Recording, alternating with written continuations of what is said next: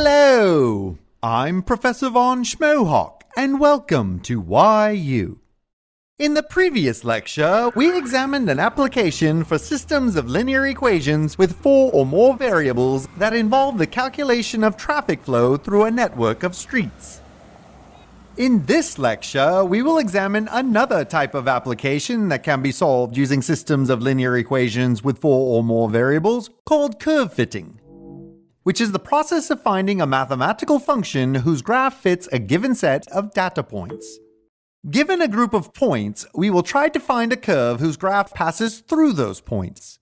In these examples, we will use a curve described by the function ax cubed plus bx squared plus cx plus d, where a, b, c, and d are constants which determine the exact shape and position of the curve.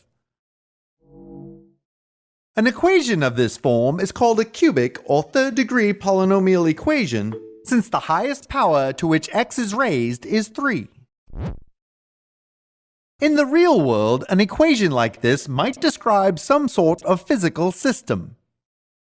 The quantities x and y could represent the relationship between any two measurable quantities of the system, such as the temperature versus pressure in an engine cylinder,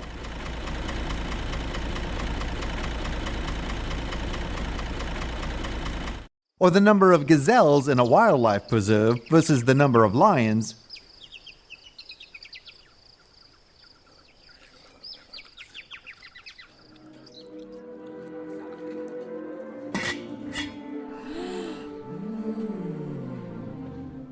or the amount of money invested in the stock market versus the amount of coffee drunk by investors. So let's say that 4 measurements are taken of a system described by a third-degree polynomial function. Given the x and y coordinates of these 4 data points, how can we find the values of the 4 constants a, b, c, and d, which determine the shape of the curve that passes through those points? In this problem, we have an equation with 4 unknowns a, b, c, and d.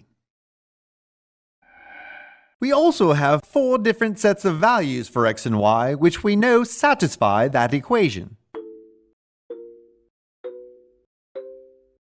If we substitute these values for x and y into the equation, we can create 4 different valid equations where the unknowns are a, b, c, and d.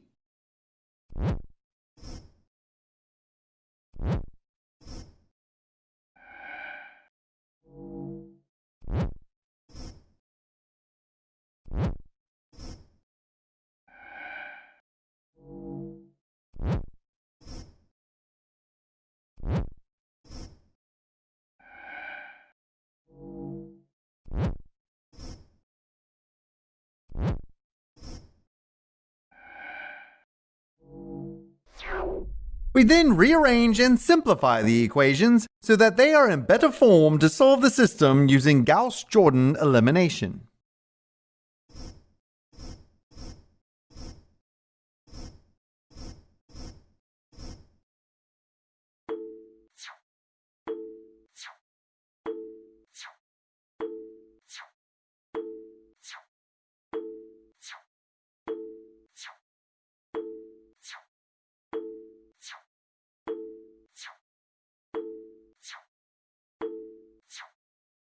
We can then put this system of equations into matrix form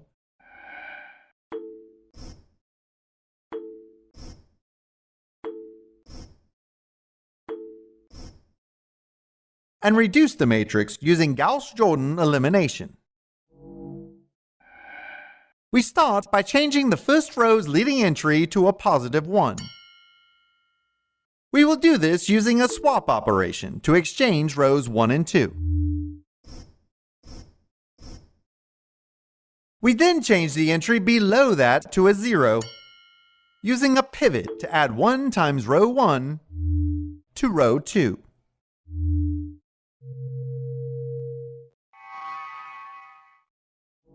The entry below that is then zeroed, using another pivot to add -8 times row 1 to row 3.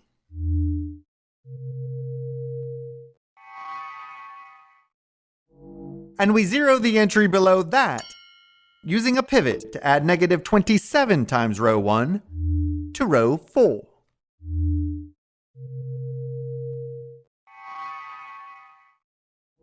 We now move to the second column, changing row 2's leading entry to a 1, using a scale operation to multiply row 2 by 1/2.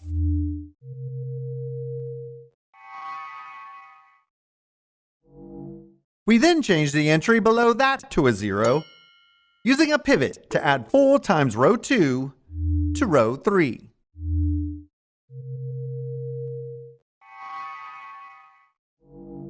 The entry below that is then zeroed, using another pivot to add 18 times row 2 to row 4.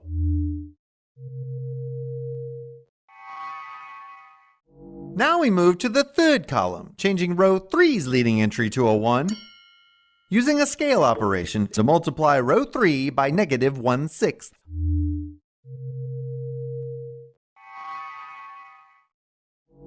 The entry below that is then zeroed, using a pivot to add 24 times row 3 to row 4.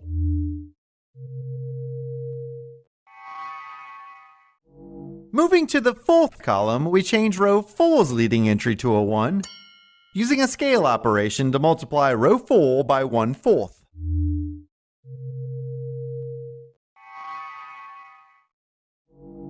Now the leading entry of every row is a 1, and the entries below these leading entries are zeros, as required for reduced row echelon form. However, to be in reduced row echelon form, every entry above each leading entry must also be 0. We start by zeroing all the entries above the leading entry of the fourth row, starting with the entry directly above that leading entry. Using a pivot, we add negative 1/2 times row 4 to row 3.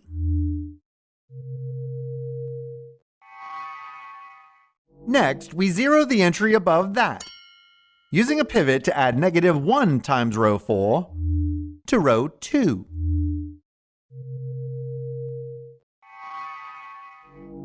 And finally, we zero the top entry in that column, using a pivot to add negative 1 times row 4 to row 1.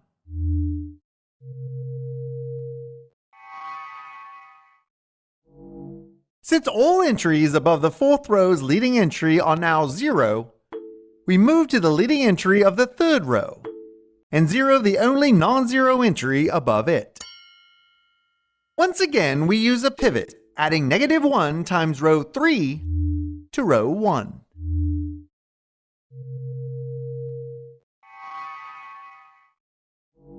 Since all the entries above the third row's leading entry are now 0, we move to the leading entry of the second row and zero the entry above it, using a pivot to add negative 1 times row 2 to row 1.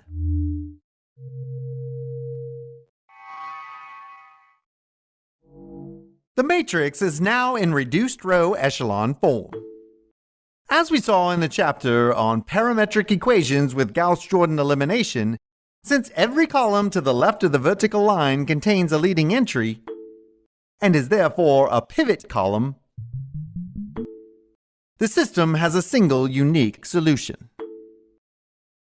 Converting the matrix back into equations, we see that the values of A, B, C, and D are 1, -3, -1, and 4, giving us the values of the 4 coefficients in our third-degree polynomial function.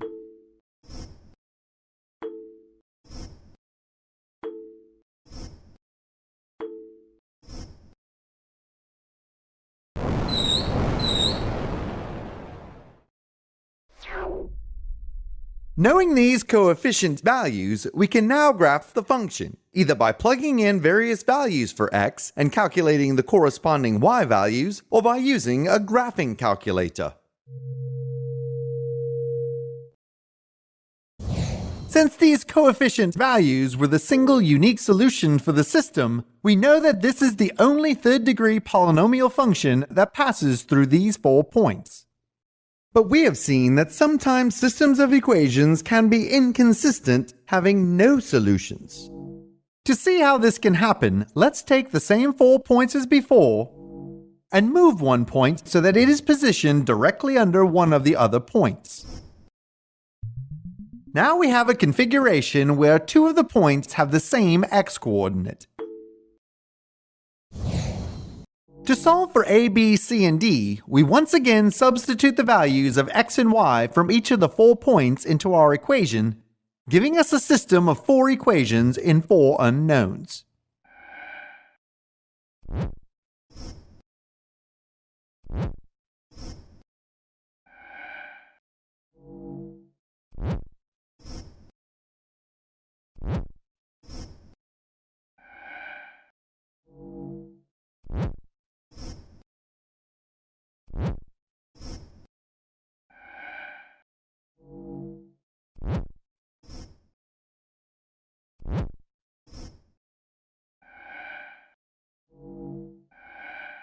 We then rearrange and simplify the equations.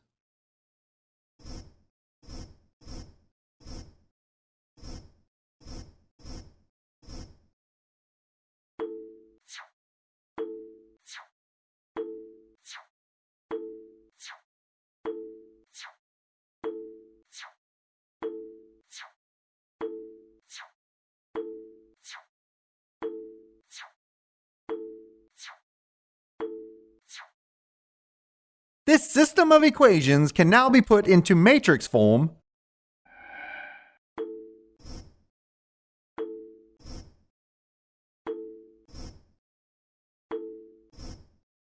and reduced using Gauss-Jordan elimination. We once again start by changing the first row's leading entry to a positive 1, using a swap operation to exchange rows 1 and 2. We then change the entry below the first row's leading entry to a 0, using a pivot to add 1 times row 1 to row 2.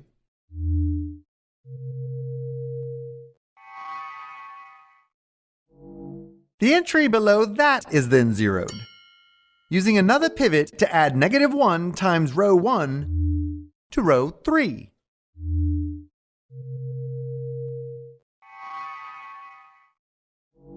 But this has produced a matrix row containing all zero coefficient entries with a non-zero constant entry, indicating an inconsistent system.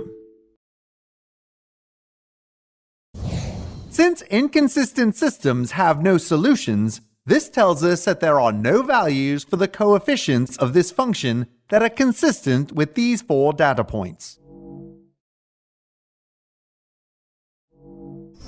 In fact, it is impossible for any curve that passes through these 4 points to be a function of x, since that curve would not pass the vertical line test for a function. So far, we have seen that when curve fitting a polynomial equation to data points, the system of linear equations generated by this problem can have no solutions, or a single unique solution. But is it possible for the system to have infinitely many solutions? Let's see what happens when we are given only 3 points. Once again, we start by substituting the known values of x and y into our function.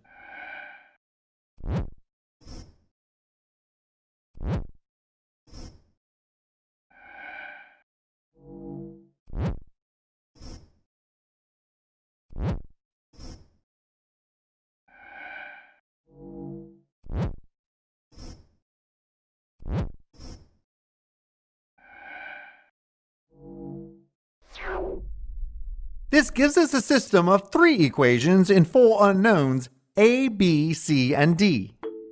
And just as before, we rearrange and simplify the equations.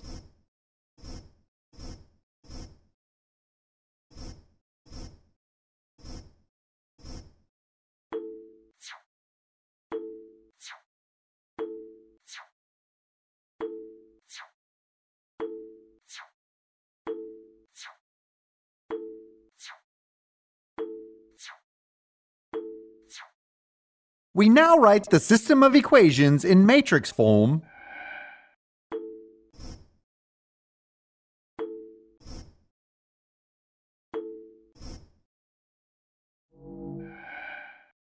and reduce the matrix using Gauss-Jordan elimination.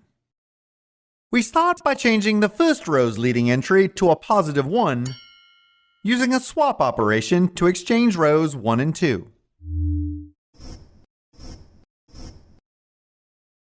We then change the entry below that to a 0, using a pivot to add 1 times row 1 to row 2.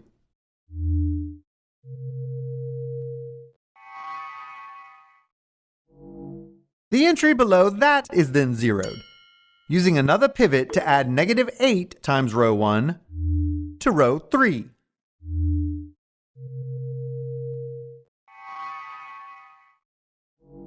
Now we move to the second column, changing row 2's leading entry to a 1, using a scale operation to multiply row 2 by 1/2.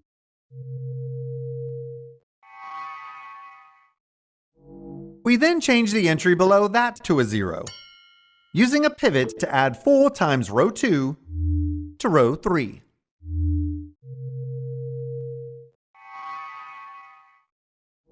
Now we move to the third column, changing row 3's leading entry to a 1, using a scale to multiply row 3 by negative 1/6.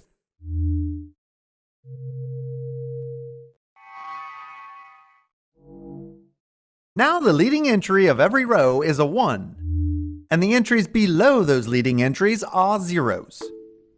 But to be in reduced row echelon form, all the other entries in every column containing a leading entry must also be 0. We start by zeroing the only non-zero entry above the leading entry of the third row, using a pivot to add negative 1 times row 3 to row 1.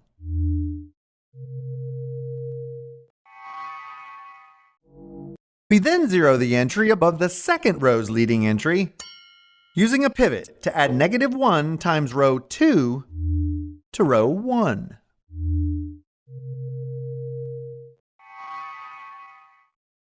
The matrix is now in reduced row echelon form. And as we saw in the chapter on parametric equations with Gauss-Jordan elimination, since only 3 of the 4 columns to the left of the vertical line contain a leading entry, there are only 3 pivot columns. And so we know that the system has infinitely many solutions. And as we saw in that lecture, when writing parametric equations for these solutions, the unknowns associated with the pivot columns are treated as dependent variables, and the unknown associated with the remaining column is considered to be a free variable.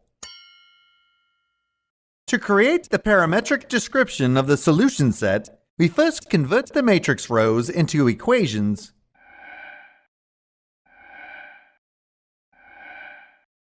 and then rearrange the equations so that the dependent variables are alone on the left side. This gives us equations that express the dependent variables a, b, and c as functions of the free variable d. We then equate the free variable d to a parameter that we will call t, and then replace d in the remaining equations with the parameter t. This gives us a set of parametric equations that express a, b, c, and d as functions of a single parameter t. Any value we pick for the parameter t will produce values for the coefficients a, b, c, and d in our polynomial function that will cause its graph to pass through the 3 given data points. For example, if we choose a value of 4 for t, our parametric equations produce values of 1, -3, -1, and 4 for a, b, c, and d.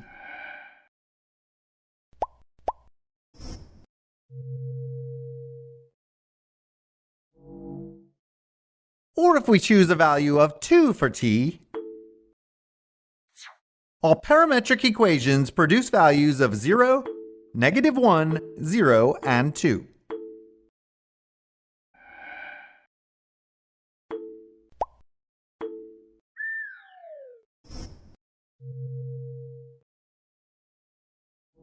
or choosing a value of 0 for t, gives us values of -1, 1, 1, and 0.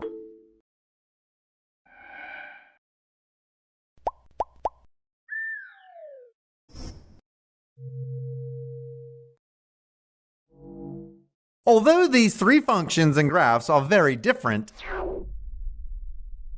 each curve includes the three given points. In fact, any one of an infinite number of possible values for t will produce a unique third-degree polynomial function and graph that includes these 3 points.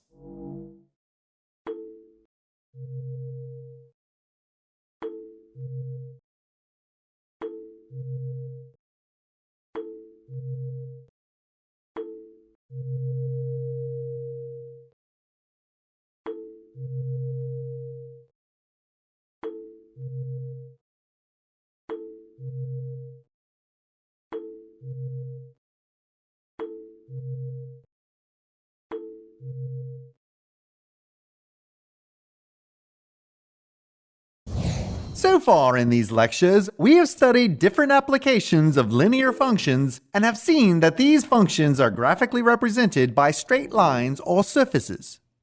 In the next lecture, we will introduce quadratic functions whose graphs are parabolas.